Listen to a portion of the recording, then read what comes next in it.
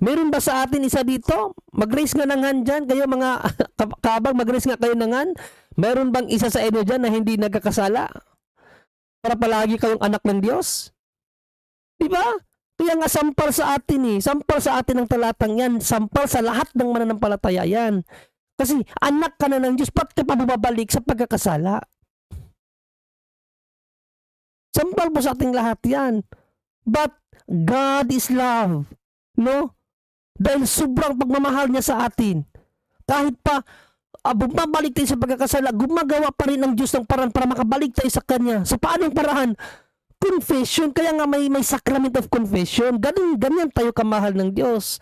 Siya ang nagbibigay ng paraan sa atin para hindi talaga tayo totally mawala sa Kanya. Mga kapatid. Pero yan po talaga ang katotohanan. Kapag nagkakasala tayo, sa demonyo talaga tayo. Yan po mga kapatid, yan po ang katotohanan. Kapag nagkakasala tayo, sa demonyo tayo, yan ang pinahayag ni St. John.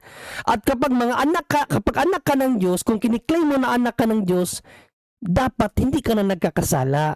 Kaya nga dito sa 10 no? Binigyang distinction ni St. John ang dalawang pamilya. Mga kapatid, dito sa 10, ito ang sinabi ni St. John. Dito nahahayag ang mga anak ng Diyos at ang mga anak ng dyablo. Ang sino mang hindi gumagawa ng katuwiran ay hindi sa Diyos. Ano daw? Ang sino mang hindi gumagawa ng katuwiran ay hindi sa Diyos. Ibig sabihin kung ang mga ginagawa mo ay puro pagkakasala, hindi ka sa Diyos.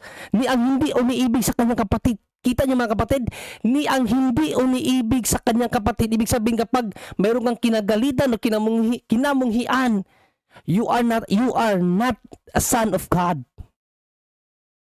Card back, sauce in hand.